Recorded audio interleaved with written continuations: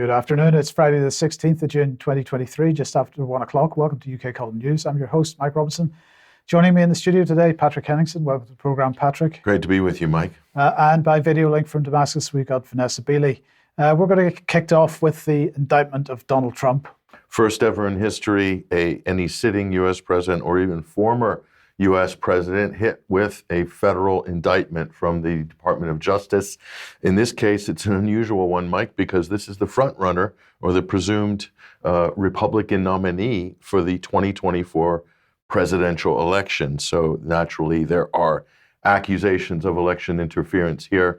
Let's just take a look at what the charges are. Federal grand jury, this case is heard in Florida, charged President Trump with 31 counts of willful retention of national defense information, classified documents apparently, and 6 counts of illegally concealed documents and obstructed the Department of Justice's investigation. Serious charges for the 45th president of the United States. So, the reaction for this in the media, Mike, has been they've been tearing him to pieces. The Democrats are doing victory laps on CNN, MSNBC. Rachel Maddow is visibly excited by the prospect of they've finally got Donald Trump. He's finally a federal indictment with the DOJ. It's damning, they say. And this is the one. The walls have finally closed in on Donald Trump. What's your reaction? Well, my question is, will this prevent him running, or will it affect his campaign in any way, or effectively does it have no impact other than the Democrats attempting to make political capital out of it until such times, or should he ever be actually formally found guilty? These are the important questions, and that depends how fast they proceed with this federal case. It could happen. There could be, if it went to trial, we're talking about a jury trial and things like this. So if found guilty, what would that mean in terms of the disruption of the primaries and so forth? I mean, legally, he can run for president. But even selecting a jury for something like that would be an impossible task. Mike, I'll go through the details of this, but you've hit one of the important points there. So let's just take a look at the main argument here. And this is what the president himself had quoted in his speech just after the arrest. So this was a major media event, as you can imagine here. So Donald Trump's team, and this is before a piece on Reuters, and this is about the same thing that I found is the most relevant passage here. So this is about the Presidential Records Act. They say that Donald Trump kept all these classified documents at Mar-a-Lago, and he shouldn't have had them, and he should have given them back to the National Archives. Well, here, this is from the Bill Clinton case, the Bill Clinton sock drawer case. This was the federal judge opinion in 2012 on the Bill Clinton case, and this was the final, in my mind, and President Trump's mind, the most important point. The Presidential Records Act does not confer any mandatory or even discretionary authority on the archivist. We're talking about the National Archives here, wrote the U.S. District Judge Amy Berman Jackson in that 2012 ruling. And here's the important point. Under the statute, we're talking about the Presidential Records Act, this responsibility is left solely to the president. So there it is. From a constitutional point of view, Donald Trump was the executive branch. He was president when he took the documents from the White House to Mar-a-Lago. So in that sense, as the executive, as specifically and explicitly delineated in the U.S. Constitution, he has the authority to have these documents, and he has the classification clearance to see these documents. Therefore, that would be the instructions to the jury. What does he have the authorization? Does he have the classification clearance? Both of those answers, Mike, would be yes. So they're gonna file for a dismissal. That will be the first move by the Trump's legal team, either suppression or dismissing this case. Right. I personally don't think this is going to go to trial. That's my opinion. I could be wrong. If it does go to trial, it's going to be an unholy legal, like O.J. Simpson festival of litigation, which Americans love. So the aim is just to keep the chaos going through the election and really an attempt to prevent him from ever gaining traction. More than that, is to divide the Republican Party, because the national conversation will be too much toxicity with Trump. He should step down. Ron DeSantis and these other candidates are perfectly viable. So Mike Pompeo has come out to stab him in the back this week.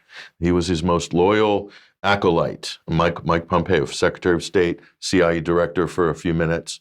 He came out and basically put the knife in Trump's back this week. So that was the last of Trump's cabinet loyalists that you thought were on his side have lined up with the establishment basically to throw him under the bus. Right. But guess what? What do you think the polls are saying after this arrest? Have they gone up or down? They've gone up. So this is the whole thing with Trump. Nobody can quite figure out. Now, the flip side of this, and we'll keep an eye on this, of course, this is historic, by the way. This has never happened before. So this is election interference, in my opinion and many others, and constitutional scholars' opinion, that Joe Biden is using his Department of Justice, his Attorney General, to knock out the Republican presumptive nominee during an election cycle. If this happened in Brazil, Mike, and it did, with Lula da Silva, what did they say? They said it was election meddling. Right. And the U.S. State Department intervened in Operation Car Wash as well. So, I mean, that happened. That's fact. So on the other side of this coin, this story this week, so you don't get, the drama doesn't get any better. This is Joe Biden's $5 million bribery allegations here. The FBI apparently have evidence, which they are not making public, about Joe Biden receiving a $5 million bribe in Ukraine. And so here's Congressman Comer here. He's been leading the charge on this. And so you can imagine the shock, Mike, when they woke Joe up to tell him about this.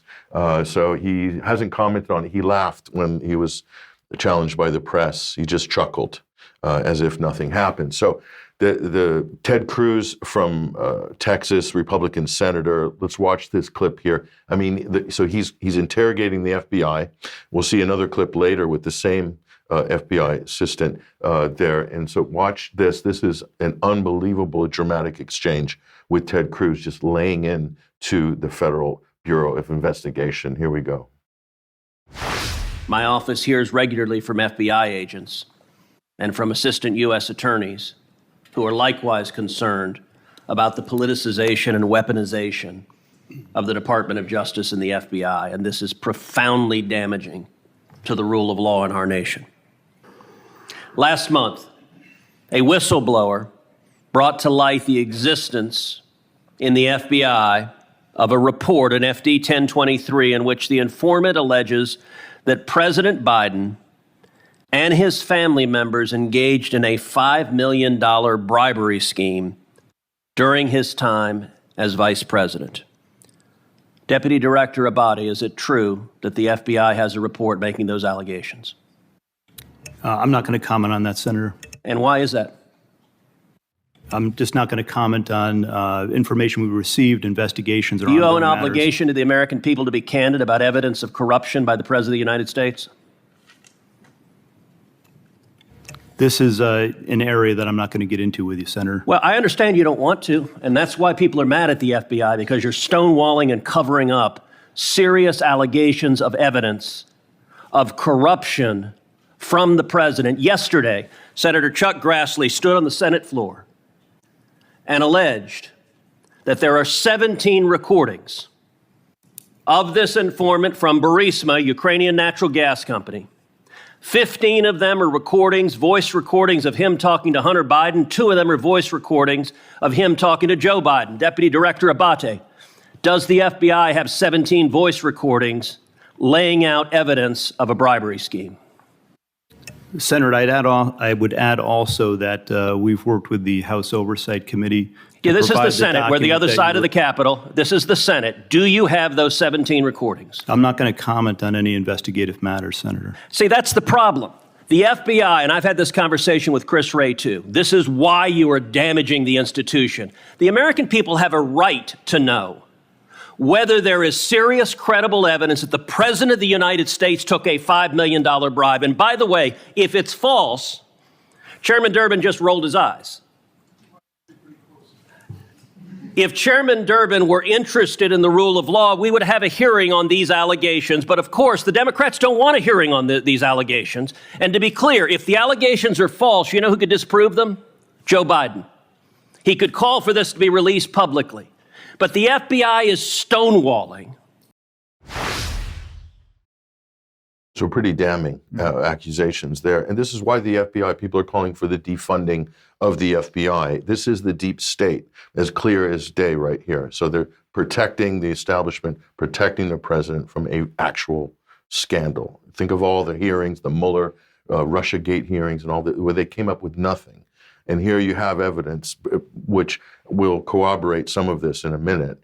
But here you have actual evidence of actual corruption with all of those years in Ukraine when Biden was vice president and his son Hunter was on the board of Burisma.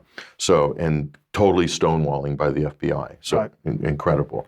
So look, we uncovered and detailed a lot of this type of material in 2019. This is an article up at 21st Century Wire. This is one of our most trafficked articles on the website in the last couple of years. It's called Hunting for Hunter. Evidence reveals Biden, Burisma, Ukraine bond scandal tied to U.S. firm by Sergey Bellos. So we worked quite a long time on this. We also cross-referenced this. We double-checked with our sources in Ukraine as well and in the United States to see if this was accurate before we published it. And it's got a lot of traffic recently. And let's just pull up some of the highlights on this here. According to charges filed by the General Prosecutor's Office against Zhosevsky, he's the head of Burisma, they're the Ukrainian oligarch, Biden and his partners received $16.5 million for their services in regards to Burisma activities. And this apparently, and this was why there was an investigation with Viktor Shokin, the Ukrainian prosecutor, because the money going into Burisma came from illicit gains through money laundering stolen from the Ukrainian government, which we'll show you in a minute. So Biden was given money that originated not from successful business activities of Burisma and not from any brilliant business ideas or recommendations. It was obtained by criminal means. And Joe Biden said, we need to fire that prosecutor. You've seen the clip, right? Everyone's seen the clip. Right. Fire this guy. We're going to withhold your $1.4 billion loan. Fire the and so they fired the prosecutor, Poroshenko, when Poroshenko was president. So, and then beyond this, we'll go here and say the charges brought against Zhosevsky, that he is accused of legalization of money laundering of funds obtained illicitly by way of purchase through Franklin Templeton Investments of state bonds, Ukrainian state bonds, for the sum total of $7.4 billion US dollars. This makes Hunter Biden's salary at Burisma look like pocket change. And we're talking about a massive sovereign debt money laundering scandal involving the top people in the Democratic Party and Republican establishment. So, and finally, the beneficiaries of this scheme had first stolen the funds from Ukrainian people and then returned them to the country in the form of sovereign debt, which paid the bondholder a very high interest payment. This way, Ukrainian citizens were robbed twice. And with the help of one criminal scheme with Burisma Holdings at the center of it, okay, and a 6 to 8% return on the interest. So this is a genius scheme, and pretty much everybody had their hand in the till on this. They were using Ukraine as an ATM machine during the Obama administration. They still are. They still are. They've just changed the racket, right? So this was the racket during while Joe was vice president. So this, we argued in 2019, Mike, this is the big scandal, and that the Hunter Biden Burisma salary thing, $83,000 a month, is the cover. It's the false story to cover for the big story here. And by the way, so this has been validated by people very close to this investigation. In fact, someone who was deposed by the FBI on this very matter has validated the points in this article with us. So we have every reason to believe that it's accurate. And there's no one's ever come and challenged this in 3 years. I've never, and there's a lot of people that could have. They haven't been fact-checked or anything. So, and let's think of Franklin Templeton. That's the firm in America. Who else is linked to Franklin Templeton? Well, look at this. This is Adam Schiff, the leader of the Russiagate charge here. And we're looking at his filings here on assets and campaign donations. Of course, he's big with BlackRock, Mike, as you can see. Some dividends there on some funds there with BlackRock Holdings, various, we'll take a closer look at that. Yeah, Adam Schiff and BlackRock. But this one's even more interesting, and it's this one, Franklin Templeton. So he's got a little bit of a investment there with Franklin Templeton. And so who is Franklin Templeton? Adam Schiff, leader of the Russiagate hoax. John Templeton Jr. is one of Barack Obama's biggest donors, okay? And that's the son of the founder of Franklin Templeton. But it gets better than this. Thomas Denalen is chairman of BlackRock Investment Institute as of 2019. He is the biggest shareholder in Franklin Templeton Investment. So this scandal goes all the way up to BlackRock and the highest donors. That's the real scandal here. And this is why they're going to use some of these smaller scandals, I think, and it's going to die with maybe some small corruption investigation. And it will, I doubt they're going to go all the way up to the sovereign debt scandal, because that's in the billions. And this implicates, and BlackRock is in the rebuilding of Ukraine. They're deeply involved in a lot of the sort of other graft and grift that's going on surrounding this Ukraine conflict. So, yeah. Yeah. Well, we will keep an eye on this story, because hopefully the lid starts to come off it. Okay. Well, let's move from one form of corruption to another. And this is the ALCUS website. They do geographic data and so on around the world. They recently published this article, Unprecedented Reduction of Opium Production in Afghanistan. Well, of course, why are we interested in this? Well, first of all, we'll come on to the British involvement in opium production in Afghanistan in a second. But of course, both in the United States and in the UK, we both have an opiate-related problem in terms of people dying as a result of heroin addiction in huge numbers in both the US and the UK, and particularly in Scotland. But anyway, of course, this isn't the first time that we've seen an unprecedented reduction of opium production in Afghanistan, because if we go back and look at the historical picture, of course, there was a historical low of opium production in one other year, and that would be 2001. What was significant about that, Patrick? That was right prior to September 11th. And the Taliban even got an award from the United Nations for reducing poppy cultivation. So Afghanistan, historically, a major source of opium production. And in 2001, when the Taliban took control, opium production in Afghanistan went to zero, or as near to zero as it's possible to get. And lo and behold, no sooner had they done that than the West rides into Afghanistan and saves the day by restarting the opium production. And you can see that immediately the following year it was back to the pre-Taliban levels and increased all the way up to 2007. Then it moved around a little bit as a result of localized weather and droughts and so on. But 2017 to 2022 were bumper years. And we'll show you that in a second. Now, here's the UK connection, because if we look at the map of Afghanistan, the green dots are the areas where the bigger the green dot, the bigger the amount of opium production. And it was mainly centered around Helmand province, of course, which was the area that the United Kingdom was in charge of. Now, here is a comment from the OSCE, and this is Yuri Fedotov from the the UNODC, which is the drugs-related organization with the United Nations. And he said that opium production worldwide, this is in 2018, he said this, has reached the highest level ever recorded by the UNODC. But if we then look at this, also from 2018, this is a Special Inspector General for Afghanistan Reconstruction. He said, or they said, that our analysis reveals that no counter-narcotics program led to lasting reductions in poppy cultivation or opium production. Now, we got to really make this point, because the UK was specifically tasked with dealing with eradication of opium and maintaining the eradication of opium through all the years that we were occupying that country. The UK was specifically tasked with that, and it not only failed to do it, in fact, as you'll see in a second, they actually encouraged the growing of opium through all that time, particularly in Helmand province. And I spoke to soldiers who were familiar with this matter, Mike, who served in Afghanistan, and what they said to me was that they did go out to burn crops and so forth, but they felt in hindsight that a lot of this was for show.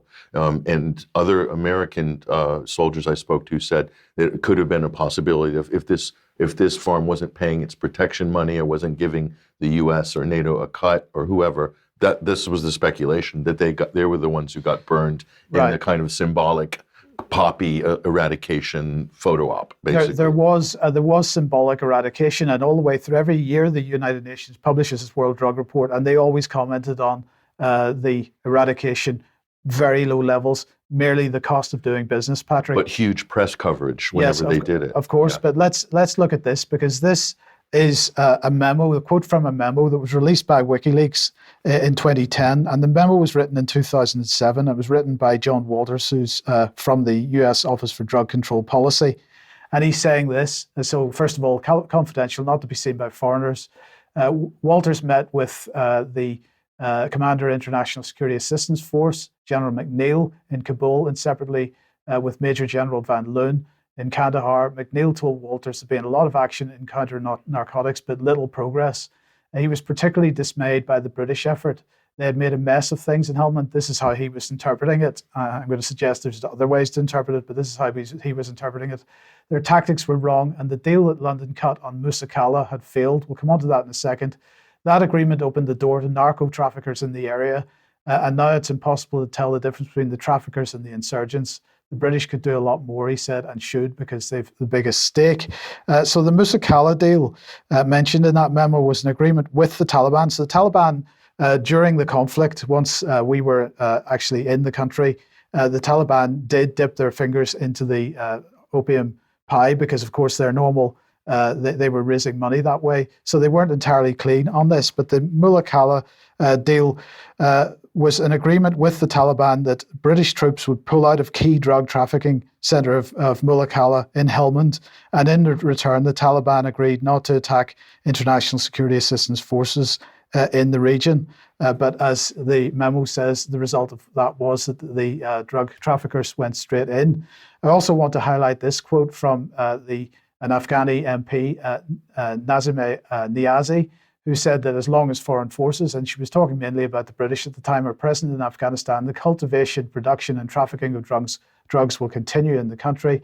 Heroin production labs in Helmand, which did not exist before, are plentiful and work openly. So, but here's the thing. At the same time, this is from 2013, this is the Oxford Mail. At the same time, farmers in the UK, and in this case it was 4 farming conglomerates in the UK, in the Oxford area, were tasked by the British government to grow opium in this country because there was a shortfall in opiates available for the National Health Service.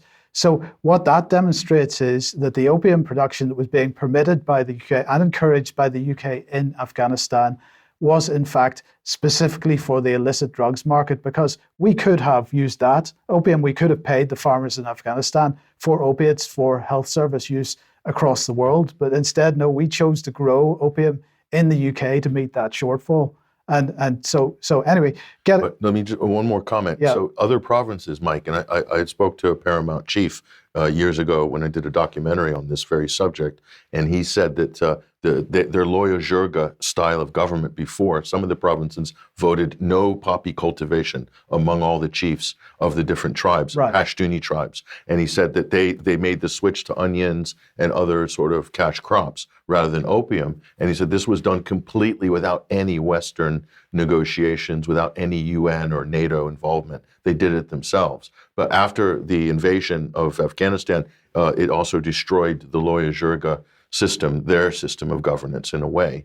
And that's one of the problems that they have. They're trying to impose a Western-style administrative bureaucracy, democracy on Afghanistan. And they took away a lot of the tools that the people had where they could actually eradicate some of these things themselves through self-governance. Well, not only that, it is true that in Helmand Province, parts of Helmand Province in the early 2000s, the British military, who, as I said, were tasked with eradication, were actually distributing leaflets to the local population saying, you know, if you get involved in opium production, we're not going to stand in your way. So they were actively encouraging opium, the opium production to kick off again. But coming back to this ALCAS report for a second, unprecedented reduction of opium production in Afghanistan. They published a couple of graphs. So this are a couple of graphics. So this is opium production in Helmand Province in 2019. And the pink areas are the main opium production areas. The green areas are wheat production.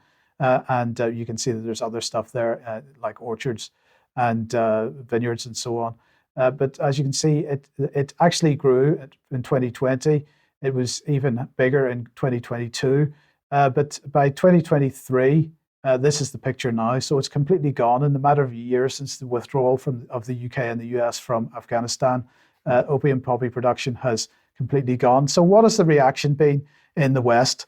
Well, let's have a look at this first. This is the United States Institute for Peace. The Taliban's successful opium ban is bad for Afghans and the world. So it's bad for Afghans and the world that there's less heroin. That's the position of the United States Institute for Peace, because this is going to cause all kinds of increased migration and so on. Gets better. The BBC last week, it was disgraceful. They published this article. In fact, this was the 6th of June, so 10 days ago. Inside the Taliban's war on drugs and opium poppy crops slashed. They also produced some audio and reports for the radio and so on. The BBC was apoplectic about this, really, really disgusted that opium production has fallen to nothing. So they were very keen to promote unnamed opium farmers, saying things like, we don't have large pieces of land. If we grew wheat on them, we'd make a fraction of what we could from opium. Of course. Right? So how about, did the BBC say, well, okay, don't worry about it, Mr. Opium Farmer, we will come and help the country develop and build the country's economy up? No, absolutely not. No, instead they said they were very much pushing the narrative that the poor opium farmers are going to be poor as a result because they have to grow wheat instead.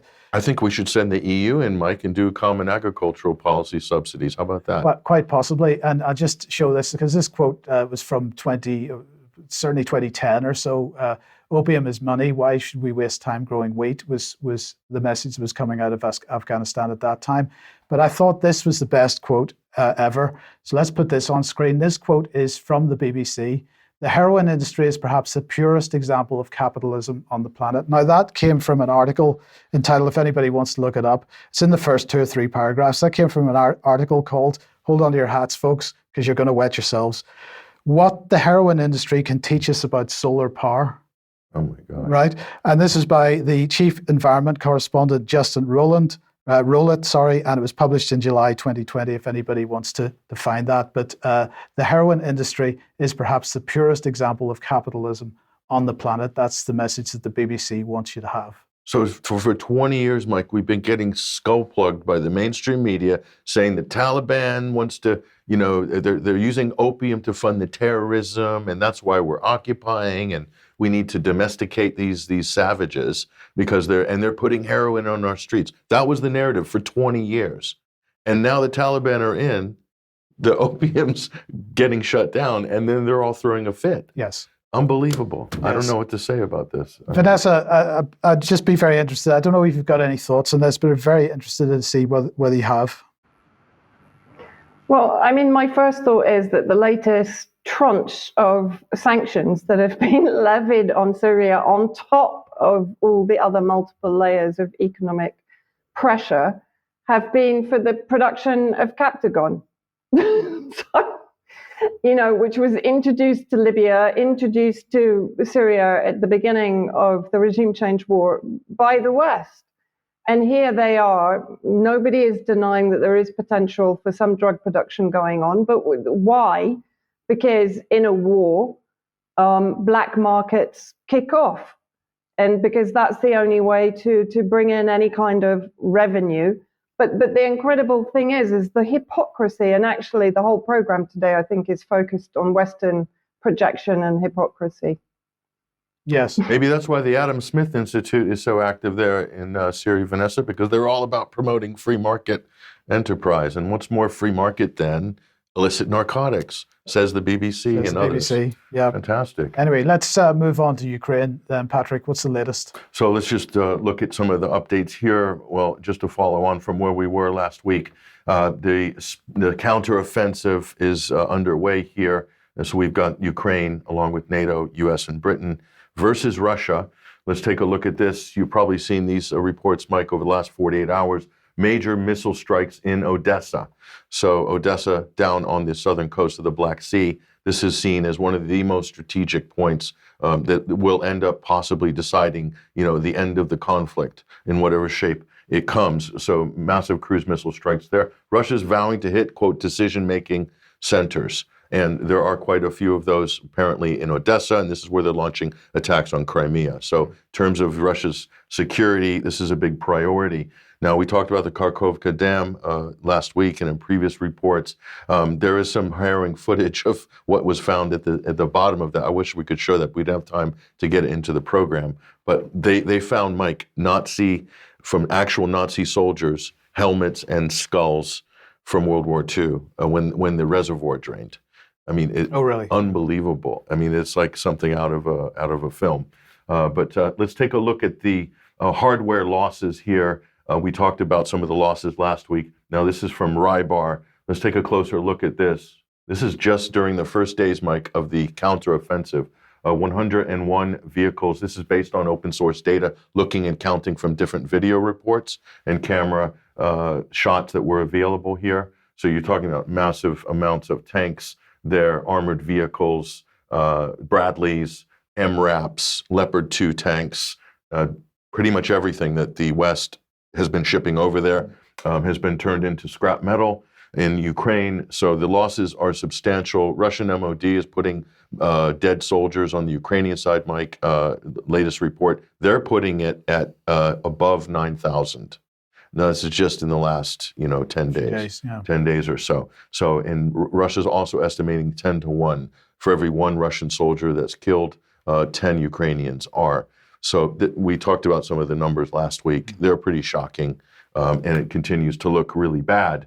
But and so here's how some of the Western press, this is Quest France, and so what they're saying here, they're blaming this, Mike, on poorly trained Ukrainian special forces here. We've translated this, obviously. This is a translation using Google Translate. Should we doubt the competence of the Ukrainian tankers sent to the front to take part in the offensive in the Zaporizhzhia Oblast?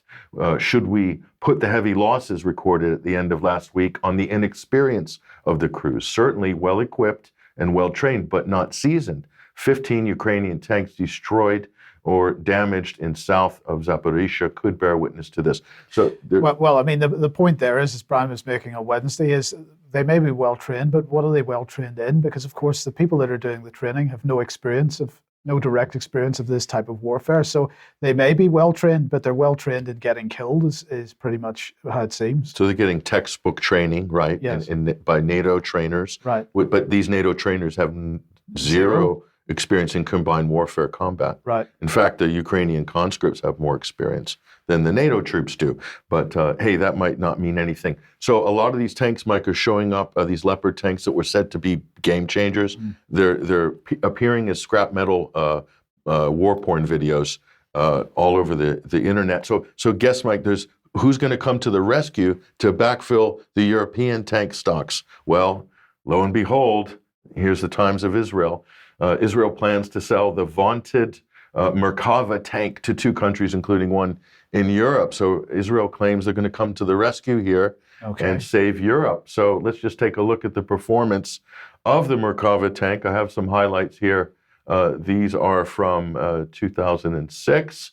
Where is this from? These shots are from South Lebanon, 2006.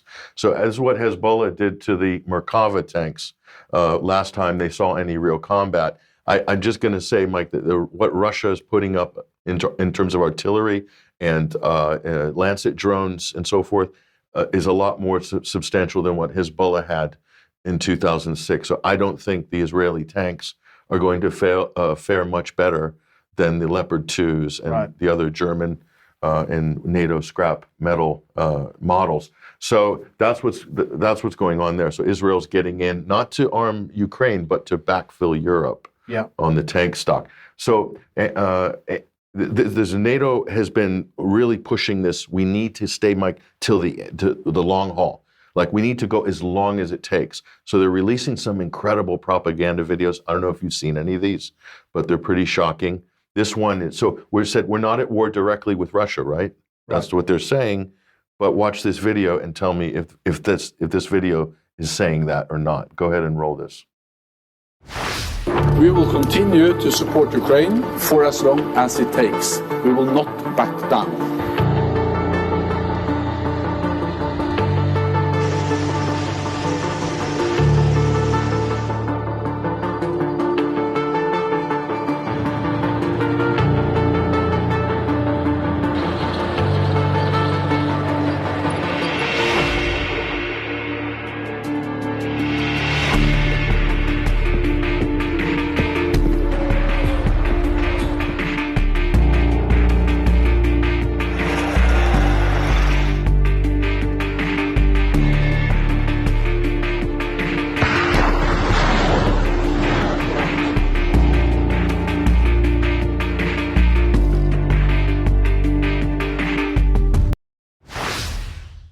Great video, right? It's impressive, right? We're just seeing more and more of this type of stuff at the moment. They're really ramping up the propaganda. Yeah. So according to Colonel McGregor, in terms of reserves, Ukraine's got something between 40 and 50,000 troops left at this current rate of attrition. How long is this war going to last? Yeah. A few months more, but NATO's saying, nope, we're going to be in for the long haul. Those F-16s will be there in 2024. Don't worry, just hang on. So Anders Rasmussen, someone you're familiar with. Well, the previous Secretary General of NATO. And how would you rate him as a credible geopolitical and diplomatic commentator? Well, I get the feeling he's more competent than Jens Stoltenberg, but that's on a sliding scale. That's still pretty at the far towards the not very end of that. I'm going to say more sinister than Jens Stoltenberg. Yeah. Here's what Anders Rasmussen has said. Again, we're not at war, right? So we're told. We're not at war with Russia. Let's listen to Anders here in this intimate sit-down interview he just did. We should sustain joint training and exercises under EU flag and NATO flag, also on Ukrainian soil. We're speaking about billions of dollars or euros, but we're already doing that. This is a codification of what we're already doing. But extending the timeline for a very long period. Yes, but we are already stating that we are in this for as long as it takes. Ultimately, the only security guarantee, I would say the ultimate security guarantee would be for Ukraine to join NATO and be covered by Article 5. Polling has shown that... So he just said it. He did. He said EU and NATO flags on Ukraine soil, and he said Ukraine needs to join NATO. That's pretty clear. And he used Ukraine as an Article 5 trap. Right. He said it. So that's the former Secretary General, right, of NATO. So that's what's going on behind the scenes. Whether that manifests on the battlefield or not remains to be seen. Now take a look at this. International Atomic Energy Agency here. We'll go to this next slide. They've sent their inspector to the Zaporozhye nuclear power plant. And what they're finding, Mike, here is evidence of howitzer fragments damaging the cooling systems here. So this is pretty damning evidence. So they've sent their inspection teams here. So they're firing at, this is evidence, they're firing at NATO, U.S. weapons, firing at the nuclear power plant. Cooling systems, okay? Yeah. So this has happened.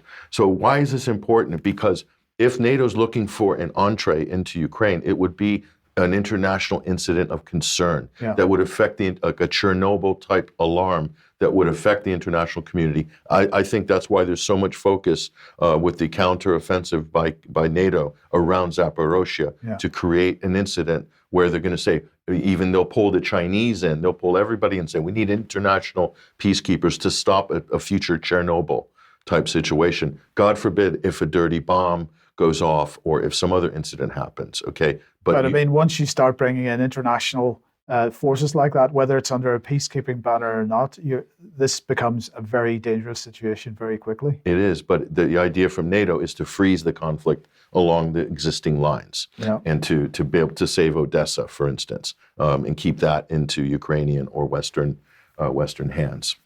Okay, so let's bring Vanessa on properly now. Now, Vanessa, right at the very beginning of the Ukraine conflict, we had the blowing up of the Antonov, the big Antonov aircraft, which was a major propaganda event at the time because it was the biggest aircraft on the entire planet. But another Antonov has hit the headlines, and well, Canada has just decided to steal it. As somebody on Twitter alerted me to it as rules-based theft. So the headlines in, I can't remember where it is, the military something magazine. Force I Index. can't read it off the screen. Yeah, thank you. Prized Russian airliner delivering COVID supplies seized by Canada to be handed to Ukraine. Why AN 124s matter to Moscow. And then if we actually look at the report, So Canadian Prime Minister Justin Trudeau announced on June the 10th that his government would seize a Russian-owned AN-124 heavyweight cargo aircraft, and that Ottawa would move towards forfeiting the aircraft to Ukraine. I mean, this is just extraordinary.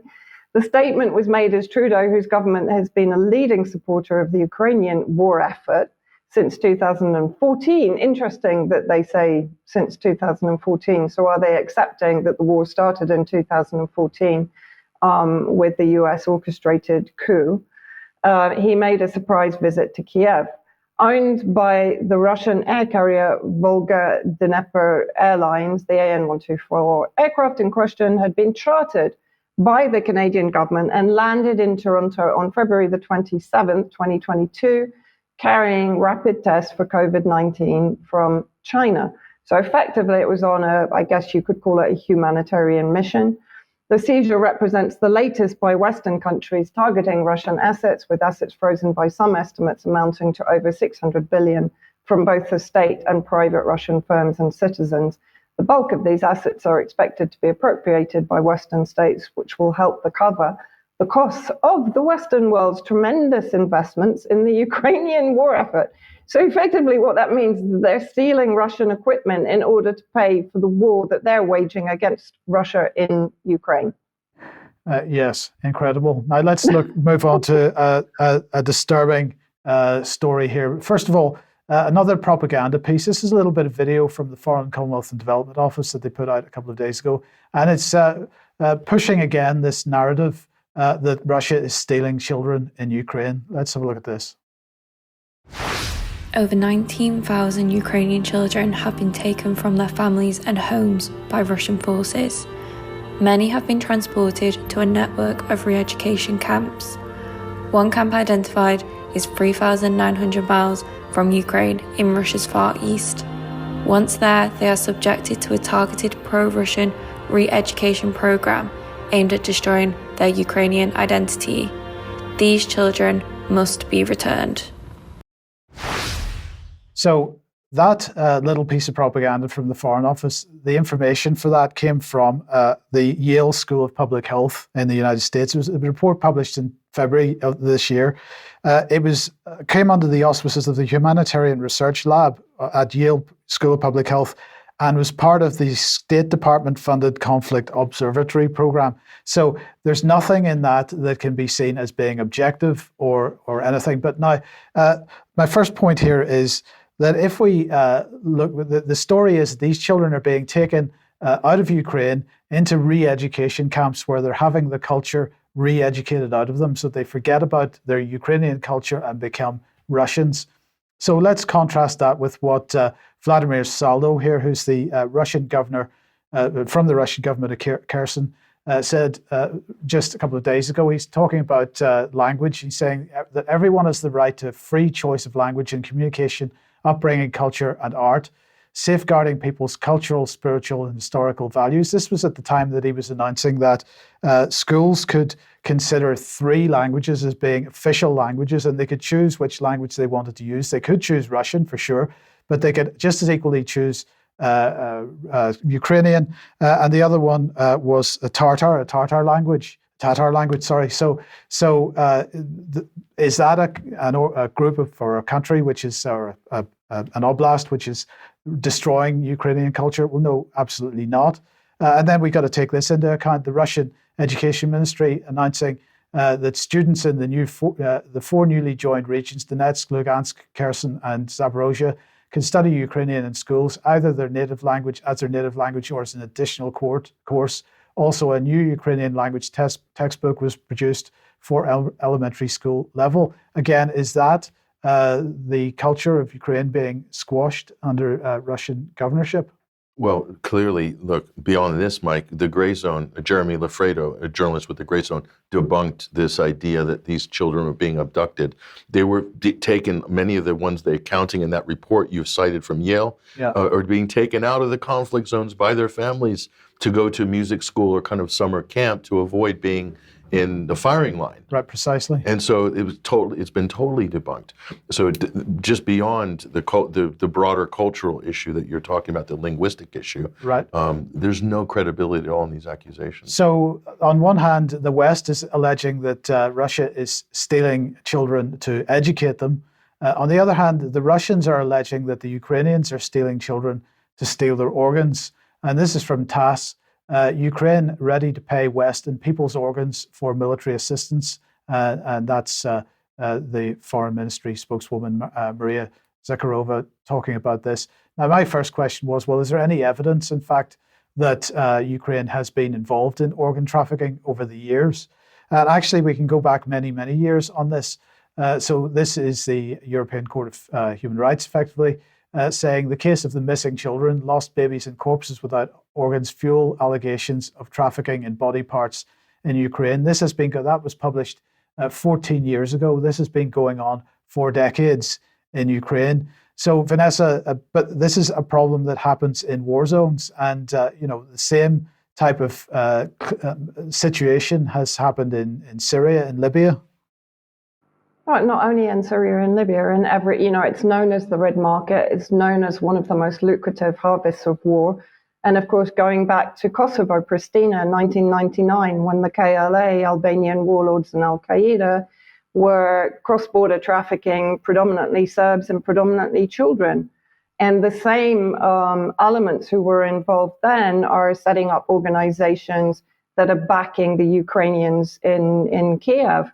And also, Mike, I just want to say, when I was in Russia to go to Donbass to observe the referendum, I went to the east of Russia and I went to the various areas that were basically converted into holiday camps, let's say. They were previously holiday camps, and they were set up as housing for the children and families coming in as refugees from the war in Eastern Ukraine, then became obviously reunified with Russia. And I have to say, the care for these children was extraordinary. They were given 3 meals a day. They were fast-tracked into citizenship if they wanted it. Their culture was being respected through the education they were being given. They were offered ongoing psychological support for the trauma they suffered. And you have to remember that actually who was trying to prevent them speaking Russian was Kiev.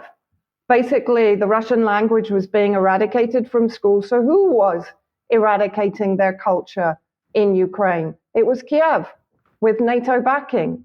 The hypocrisy on this is absolutely insane. As I said, I went to the majority of the cities and towns in Eastern Russia that welcomed thousands of refugees from Mariupol and from Donbass.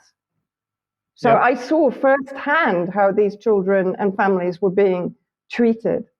It blows my mind. It reminds me of the stories coming out of Aleppo when I was standing on the streets of Aleppo, and you had Owen Jones saying that Syrian Arab Army were raping women and children and so on and so forth. And I'm standing there in the streets and nothing is happening. If anything, the Syrian army soldiers are being welcomed with open arms because their families are in the areas that they've just liberated. The inversion of reality in Western media, whenever there is a conflict that is being backed and funded and sponsored by the West, is extraordinary. It's criminal. Yeah. And a lot of this critical race theory, it's like critical race theory. It's coming from Western NGOs, Soros-funded NGOs in Ukraine. They've been doing it for decades. Yes. And that's what's created this. Ukrainians didn't naturally have these massive divisions, like how they tried to do in Syria, as well as Vanessa said, the West are constantly trying to divide and rule. They've done that in Ukraine, and that sowed the seeds for this kind of animosity between these supposedly different ethnicities. But really, it's you could say this is a civil war on many levels. Okay, Vanessa, let's just as quickly as we can run through this, because sticking with the organ trafficking situation, a bit of a scandal's developed in the United States. Yeah, so again, what is quite interesting here is while the West is kind of pointing their finger at Russia for effectively, child trafficking, this is going on at Harvard. And Harvard has some very spurious links, which we're going to look at now. But this story broke, I think, yesterday. So Harvard Medical School former morgue manager, Cedric Lodge, accused of selling stolen body parts. And he was indicted, I think, alongside 7 other people, including his wife. But if we look at what that involved, so prosecutors say that Cedric Lodge stole heads, brains, skin, bones, and other human remains without the knowledge or permission, allegedly, of Harvard, and removed those remains from the morgue in Massachusetts and transported them to his residence in New Hampshire, where apparently he sold them online. Dean of the Faculty of Medicine, George Daly, and Dean for Medical Education, Edward Hundert, put out a statement that we are appalled to learn that something so disturbing could happen on our campus, a community dedicated to healing and serving others. Well, let's just see how much weight that statement carries. So let's have a look, first of all, at a foundation that was established in 1992. The founder was Pamela Freyd, her husband, Peter Freyd. And Peter Freyd was accused by his daughter of sexual abuse when she was a child. The False Memory Syndrome Foundation was established with links to Harvard and to Alan Dershowitz, who has been a professor at Harvard for the last 50 years and who was featured on this site after he was accused of being involved with Epstein and sexual abuse. And then if we look at the false memory syndrome, how flawed science turned into conventional wisdom, it's worth noting that the foundation shut down in 2019, much to the relief of many people who suffered at its hands. And then let's see how it managed child abuse accusations, particularly satanic child abuse accusations. So given the state of the mental health field in the early 90s, the foundation strategy consisted of a 3-pronged approach: convincing the public that recovered memories of abuse were invariably false, recruiting prominent academics to serve as its public relations representatives, and punishing the relatively small cadre of therapists and academics who treated or who studied trauma survivors. Bessel van der Volk, a psychiatrist who was involved at this time, said that the lawsuits by the foundation had a chilling effect. While not all trauma therapists were sued, many of us suddenly felt under attack. In fact, the trauma center, the treatment facility which he had established at Harvard's Massachusetts General Hospital in '84, was forced to close after he had testified as an expert witness for the prosecution in several cases involving delayed memories of abuse by priests. The late psychiatrist Edwin Kassem, a Jesuit priest who then served as chief of MGH's psychiatric department, wanted him out. After all, he was an advisor to Cardinal Bernard Law, then the Archbishop of Boston, who was forced to resign a decade later when the Boston Globe published a series of stories showing that Law had protected abusive priests. So this is the first case of spurious links to Harvard. Then you have Ted Kaczynski's connection to MK Ultra. He was basically the Unabomber who carried out a 17-year psychopathic bombing spree that killed 3 people and I think injured more than 20, and he died a few days ago. As a 16-year-old student at Harvard University, he participated in an experiment linked to the CIA's MK Ultra program. And Harvard accepted over $8 million in donations from Jeffrey Epstein. The university plans to redirect unused funds towards supporting victims of human trafficking and sexual assault. Well, how philanthropic of them, but let's just have a look at that. Harvard University says in an ongoing review, the university found it had accepted over $8 million from Jeffrey Epstein. To date, the review is said to have found donations by Epstein from 1998 to 2007, predating his conviction as a sex offender pedophile in Florida in 2008. The university says it plans to redirect $186,000 of an alleged $8 million in unspent funds towards organizations that help victims of sexual assault and human trafficking. But let's carry on. So in the Harvard Crimson in 2003, people in the news, Jeffrey Epstein. Then let's have a look at how much money Epstein had really contributed to Harvard. Donated $30 million this year in 2003 to Harvard, for the founding of a mathematical biology and evolutionary dynamics program. Networking with the university's leading intellectuals, Epstein has spurred research through both discussions with and dollars contributed to various faculty members. So his connection to Harvard goes way back.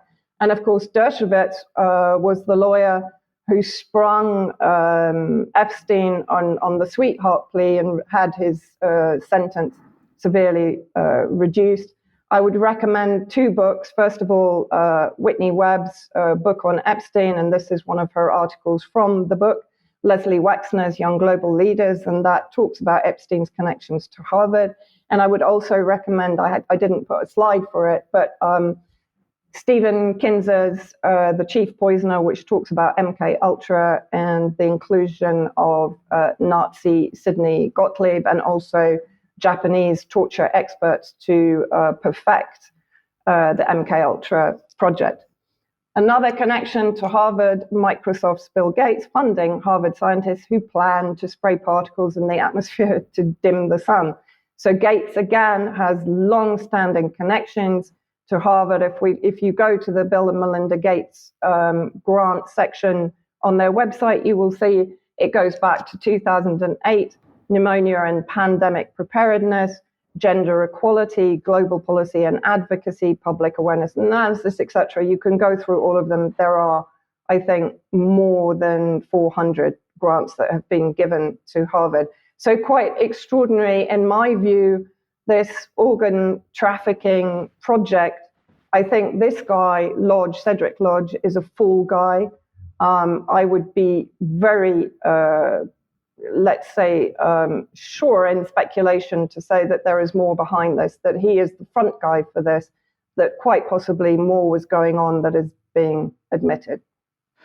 Okay, thank you, Vanessa. Okay, if you like what the UK Column does, you'd like to support us, please head over to community.ukcolumn.org. There are options to help us out there, very much needed and appreciated. Please also check out the items on the UK Column shop, but also you can share any material that you find on the various platforms, especially ukcolumn.org, ukcolumnextracts.co.uk. An event took place yesterday, Patrick, a No to NATO event. Yeah, a good organization here. This is hosted by Chris Williamson, a former MP from Derby, who was kicked out of the Labour Party. And so this was especially, there was a great panel here. Obviously, everyone knows George Galloway, Chris Williamson, but Kit Clarenberg gave a really great presentation on what happened to him being detained under the Terrorism Act and the ramifications of that as well. So that's available on No to NATO's YouTube channel, but you also find it on their Twitter feed and all their other media outlets as well. So really good discussion and great contributions by all the panel members. And I was honored to be able to share the stage with those gentlemen as well. Okay, thank you for that, Patrick. Now, Vanessa, we're going to end then with an interview that Robert F. Kennedy gave discussing, well, amongst other things, Israel. Yeah, this was sort of quite an extraordinary 12 minutes of interview. I do recommend that people go and watch the whole interview, which covers Ukraine and COVID and a number of other hot subjects. So this was Glenn Greenwald talking to Robert Kennedy Jr. about Israel. And of course, it's come to light fairly recently that Kennedy is a staunch Israel supporter. He put out a tweet in support of Roger Waters, "You are the global hero," Orwell had in mind when he said, "In a time of universal deceit, telling the truth is a revolutionary act." And then he basically deleted the tweet, which caused some consternation on Twitter and a lot of questions being fired at him, not least by Pastor Cradula of the Convo Couch, who asked him publicly, and he basically said that he supported Israel. And that was one of the reasons that he took it down, because he couldn't agree with Roger Waters' stance on Palestine. So let's have a look, if we can, at the first section of the interview. I've cut it into short sections so people can get an idea of what he says. Me endorsing him felt like I was buying into that into something that was abhorrent to me. I really disagree with his.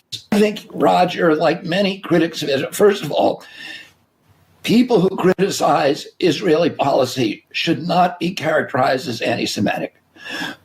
But people who apply a different standard to judging Israel than they would to judging an Arab country, I think then that you've crossed a line there. And I do think that Roger does that. I've now looked at some of his stuff, and I think, like I said, I do not think people who criticize that people who criticize Israel policies should not be called anti-Semitic. But I do think that many people are applying, who are Israel's critics, are applying a double standard.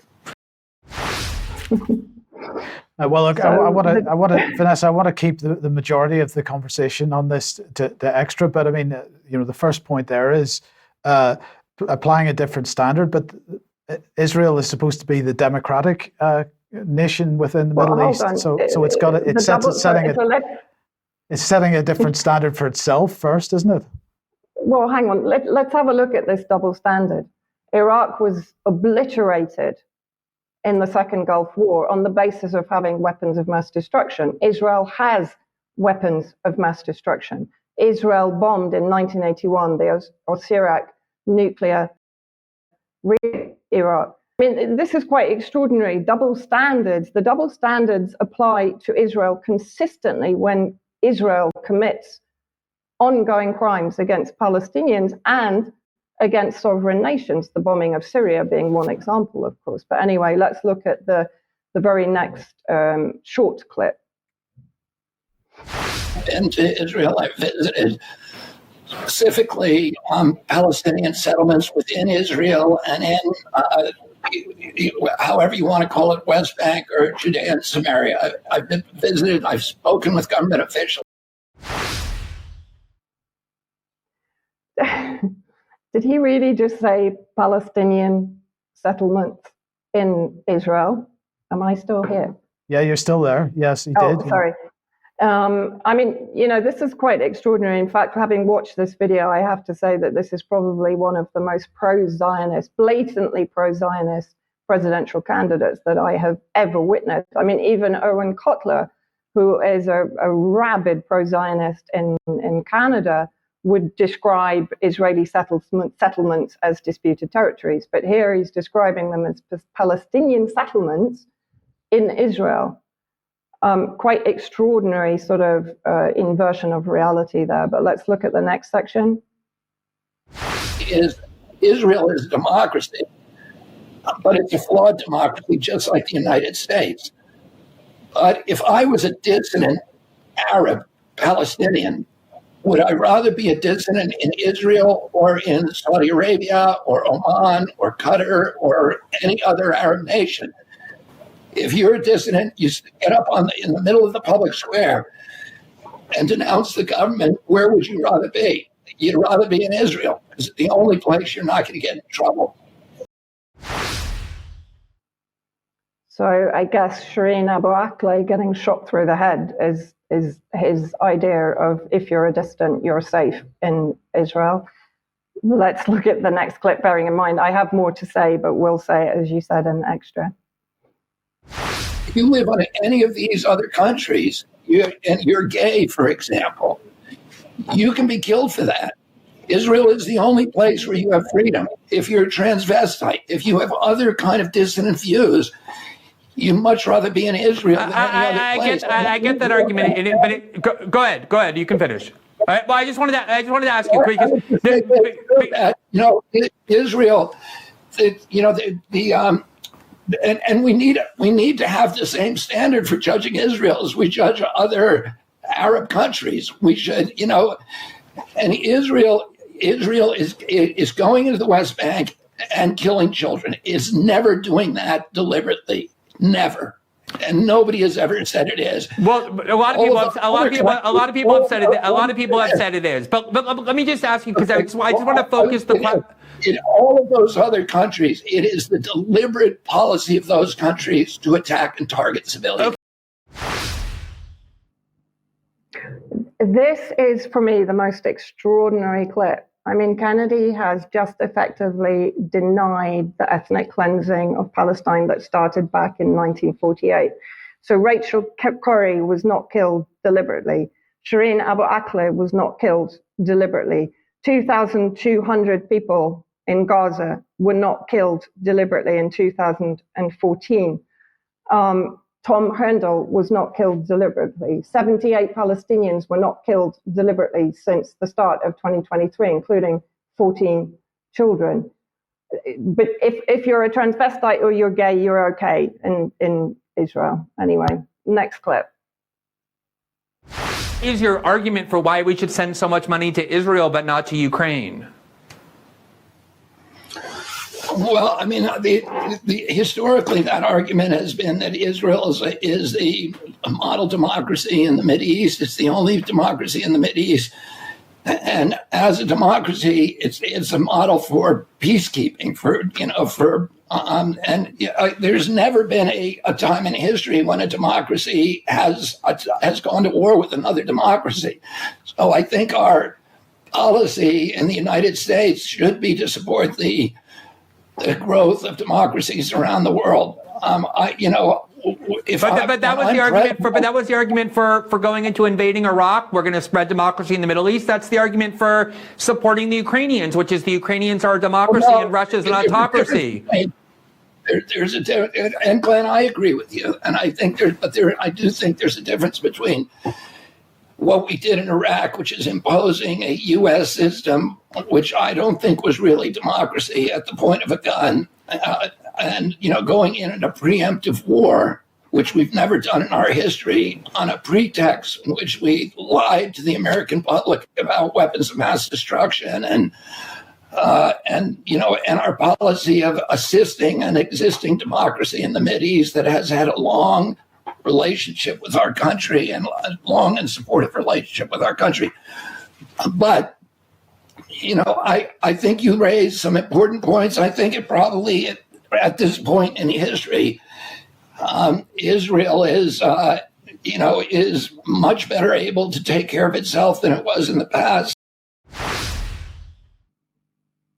The only democracy in the Middle East. I mean, we've heard that for so long. And the claims that Israel doesn't attack other countries. Well, I mean, just let's look, first of all, at Israel's annexation of the Golan Heights, which is a grave violation of international law. The constant aggression against Syria. We were bombed here 2 days ago again by Israel. I think that's the 18th attack since the beginning of 2023.